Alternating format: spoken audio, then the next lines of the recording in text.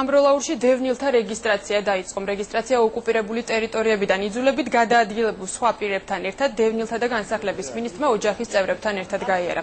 დევნილთა რეგისტრაცია 1 აგვისტოს დაიწყო და 27 დეკემბრამდე გაგრძელდება, რის შემდეგაც სამინისტრო დევნილი მოსახლეობის შესახებ სრულყოფილი ინფორმაცია ექნება. ქვეყნის მასშტაბით დევნილთა რეგისტრაციას 12 კომისია აწარმოებს.